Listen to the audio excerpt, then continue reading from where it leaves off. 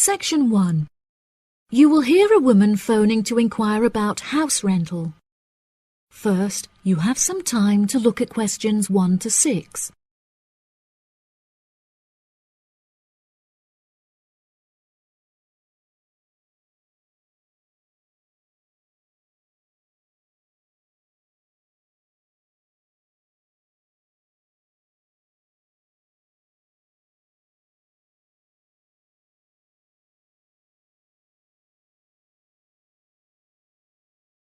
You will see that there is an example that has been done for you. On this occasion only, the conversation relating to this will be played first. Hello. Thank you for calling Iris Rentals. How can I help you? Yes, hello there. I'm ringing just to make inquiries about renting a new property, and I came across a listing on your website that I'm interested in. Oh, yes. I'd like to find out a few more details if I may. Yes, of course. Can I take your name? It's Mary Collins. The name of the woman is Mary Collins, so Mary Collins has been written in the space. Now we shall begin. You should answer the questions as you listen, because you will not hear the recording a second time. Listen carefully and answer questions 1 to 6. Hello. Thank you for calling Iris Rentals. How can I help you? Yes, hello there. I'm ringing just to make inquiries about renting a new property, and I came across a listing on your website that I'm interested in. Oh, yes. I'd like to find out a few more details if I may. Yes, of course. Can I take your name? It's Mary Collins. OK, Mary. I'm just searching our system for the property details.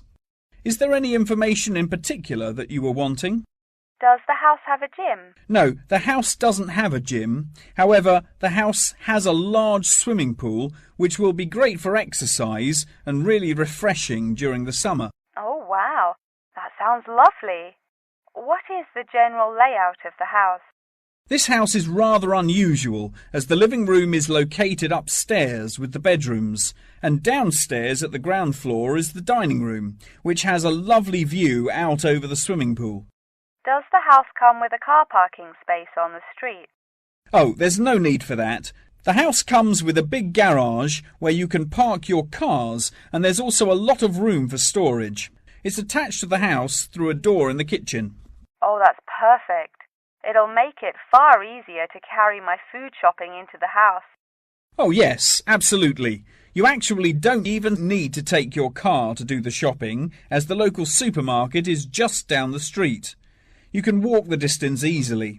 Really? How convenient. Is there anywhere near to the house where I can take my children to play? Unfortunately, there aren't any playgrounds nearby, but there is a park near the supermarket that would be great for taking your children for a walk. It would also be a great place for you to meet your neighbours. Yes, that's true. I love taking long walks in the park.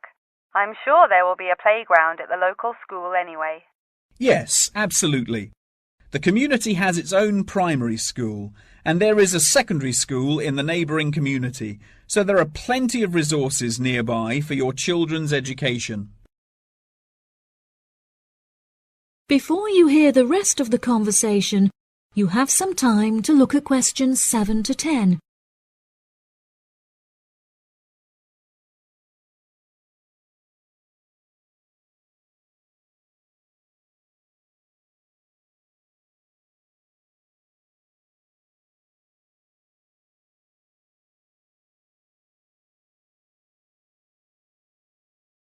Now listen and answer questions 7 to 10.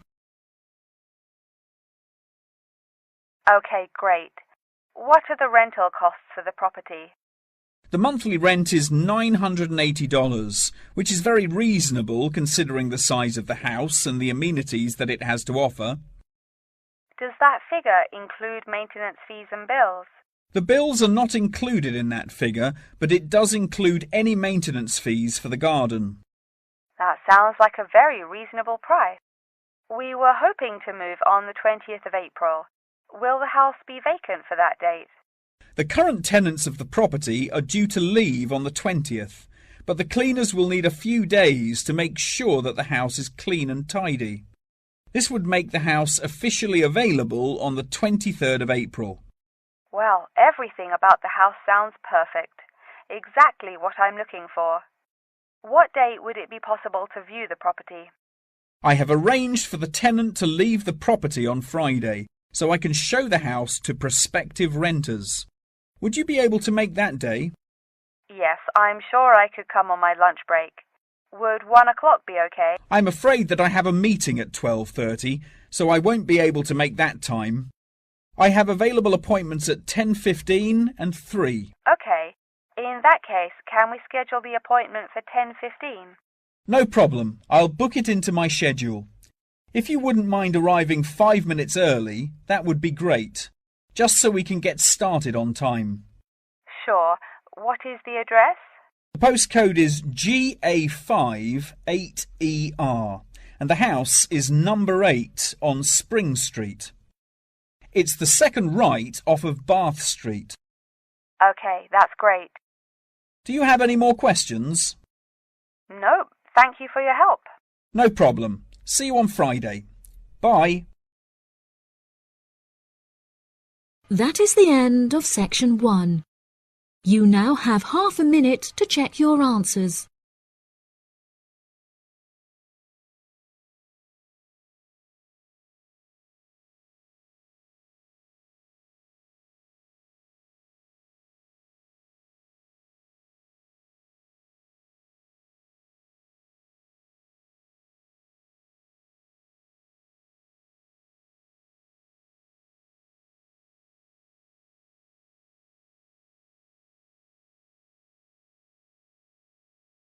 Now turn to section 2.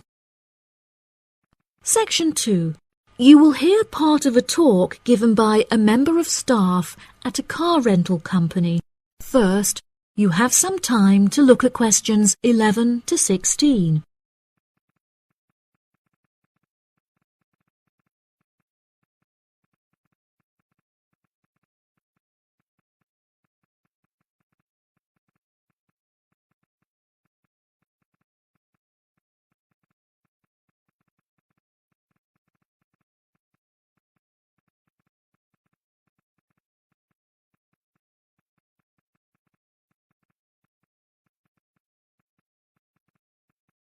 Now listen carefully and answer questions 11 to 16.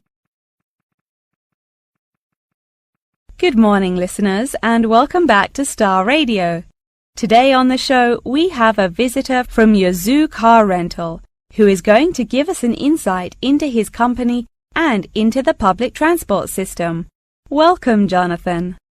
Thank you for having me. Yes, I would like to start by introducing my company, Yazoo Car Rental. We are the cheapest and most reliable rental company in the city and have won multiple awards for the quality of our services. This success did not come easily, however, and it proved important that we stay fresh and are always thinking of ways to attract new customers. Our first attempt to do this was to offer a free gift with every car rental, which we were confident the customers would be very interested in. The offer of a free Hoover with each rental, however, did not attract any new customers, so we quite quickly stopped offering it. In 2002, a new taxi company opened next door to us, and we started losing a lot of business to them. So we introduced an offer that we hoped might compete with their service. We offered a new package where you could rent a car with a driver for a small extra fee. By introducing this offer, we found that all of our customers preferred to drive the cars themselves. So again, this offer was unsuccessful in attracting more customers. Learning from these mistakes, we decided to offer a package service where the customer no longer had to come to our offices to pick up the rental car.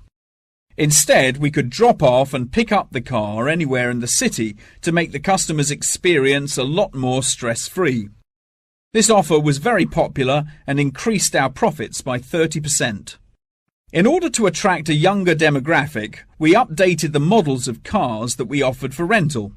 We began offering more trendy cars such as minis and smart cars that we thought might appeal to the younger crowd, and we also purchased them in more fun colours like reds and greens.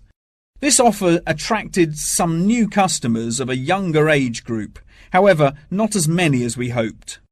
Next, I decided to offer our services at a discounted price on our website where it could be seen by thousands of people. I thought that this could be a great way to attract a number of new customers who would never have heard of us before, and it worked fantastically well. Following the success of the discount offer, we had so many customers that it became necessary to open a new branch of the company in the centre of the city. The cost of renting offices in the city centre was very high, so we hoped that our profits would justify this expensive decision. We made enough profit to keep our city centre offices open, but we had hoped for a greater increase in customer numbers. Before you hear the rest of the talk, you have some time to look at questions 17 to 20.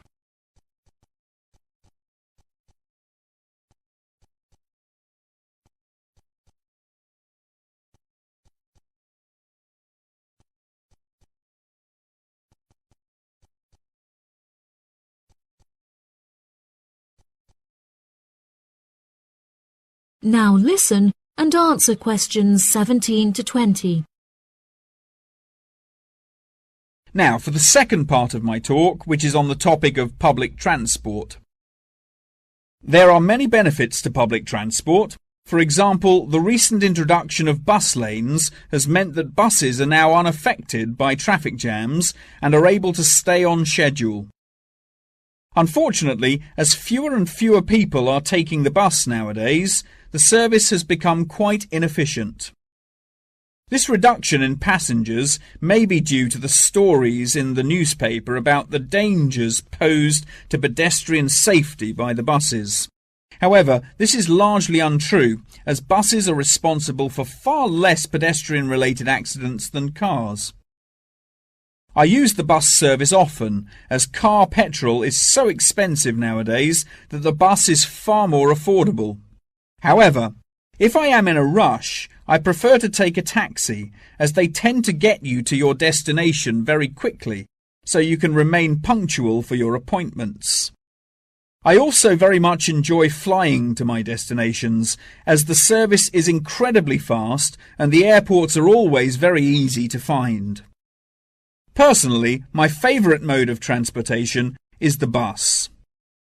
Due to the lack of people using the service, I have found that the buses are never overcrowded, so there is always a seat available. They are also never dirty, as they get cleaned regularly.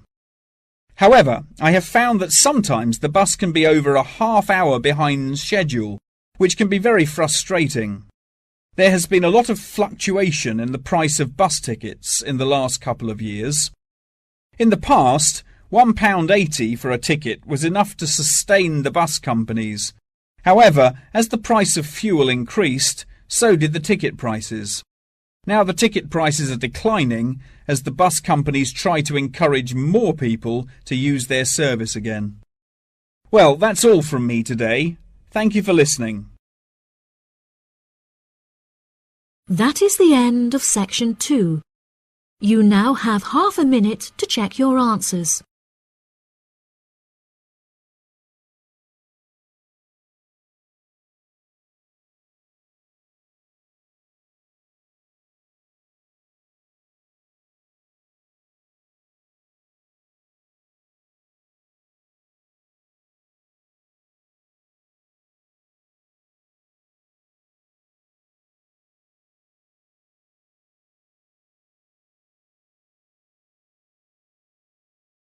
Now turn to section 3.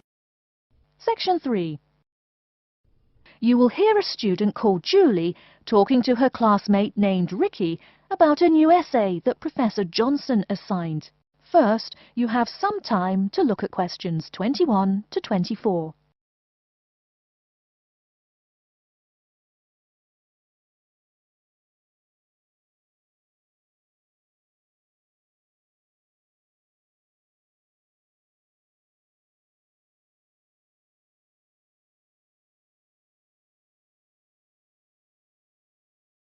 Now, listen carefully and answer questions 21 to 24. Hi, Julie, it's Ricky. Hi Ricky, how are you?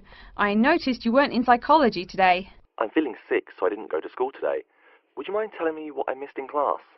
Sure thing. I'm sorry you're not feeling well. Anyway, we spent most of the class talking about a new essay that Professor Johnson assigned. You need to choose one of the bold headings from the note system and research it.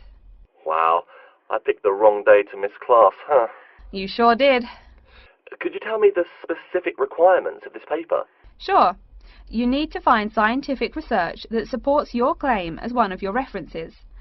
It can be from some of the case studies we discussed in class, or you can find your own. Or even better, you can conduct your own research. I'm sure that would get you an A. Have you decided what you're going to do yet? Also, where are you getting your references?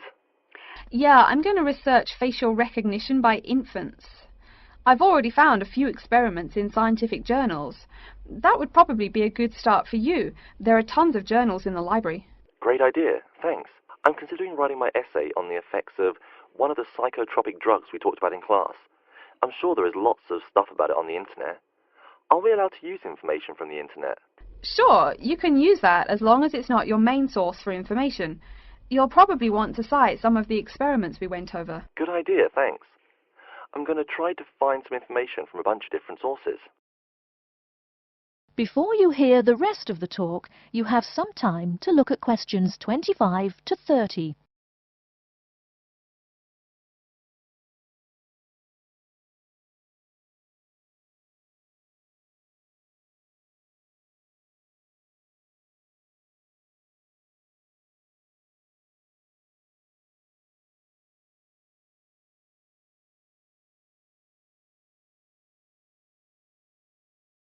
Now listen and answer questions 25 to 30.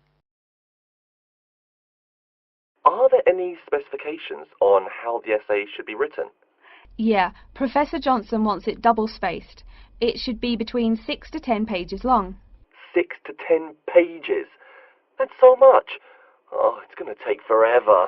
I know, the whole class groaned when he said that. Anyway, you also need to put the title in italics and... Wait, each section heading or just the main heading? Only the main heading should be in italics. I think section titles are supposed to be in the same format, but maybe in bold. You'll have to check that in class next time. Oh, okay. So I take it that the report has to be typed, since there are so many requirements. What are the other formatting requirements? Yep, it's got to be typed. Aside from that, there are still a few more specifications. You should number each page. Make sure it goes up in the top right corner. Okay, I'll make sure to write that down. I always forget to number the pages. Do we need to title and date each page too? You need the shortened title on every page, but no need to include the date. That should just be on the cover page. Okay, thanks. No problem. Also, make sure the margins are 3.25 pixels wide. What? I'm not even sure how to do that. It's okay, I can show you. It's really easy.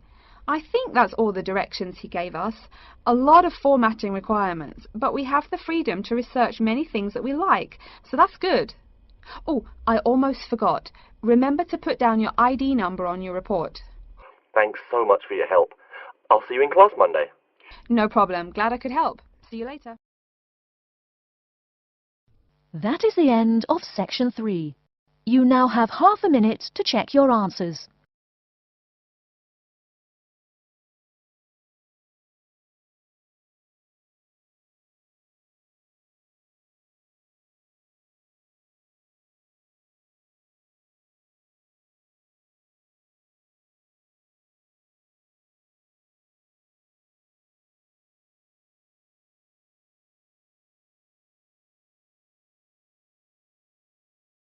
Now turn to section 4. Section 4. You will hear part of a lecture about how to give a quality speech. First, you have some time to look at questions 31 to 40.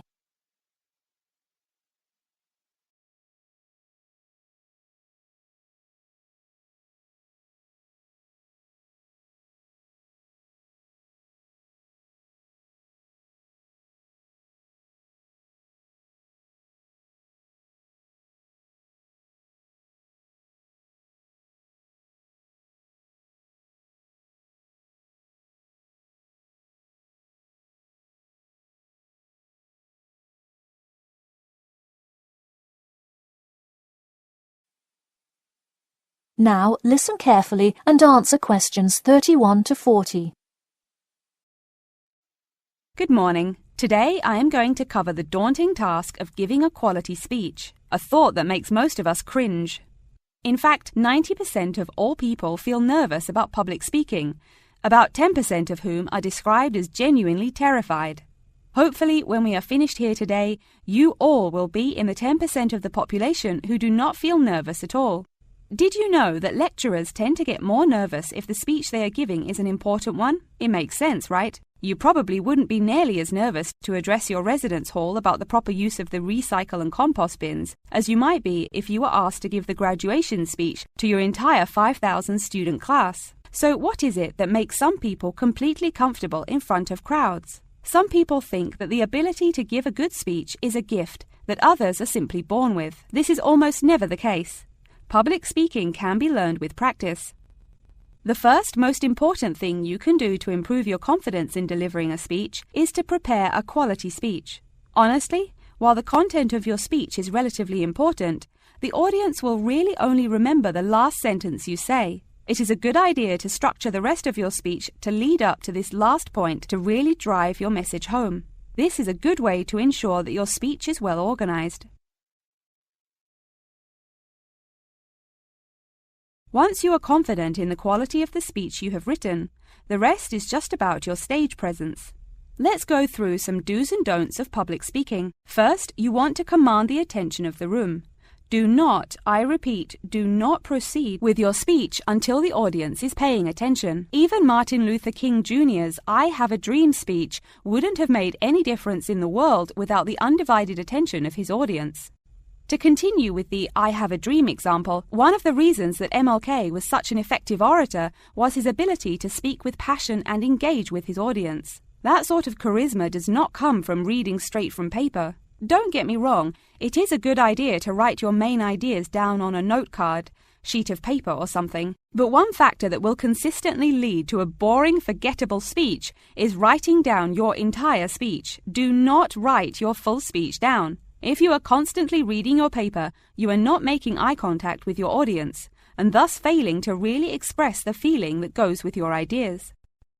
I advise you write 1 or 2 ideas, so if you suddenly draw a blank, you have something to jog your memory. If you've written a good speech that you believe in, those ideas should be sufficient to keep you on track. Once you have those ideas written down, give your speech a few practice runs in front of the mirror, into your sound recorder on your phone, or with a friend before it comes time to address a crowd. That way, you can hear how the ideas come across, make sure there are no abrupt transitions, and find out whether you are talking too fast or too slow. Timing is important. Make sure you time yourself beforehand to see how long your speech is. That is pretty much it. With practice, you'll be able to deliver an expert speech that engages and even maybe inspires your audience. Just remember, speak with emotion. No one wants to listen to someone reading from a script.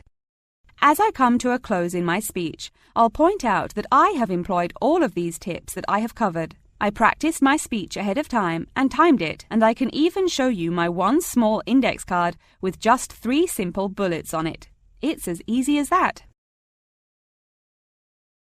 That is the end of section 4. You now have half a minute to check your answers.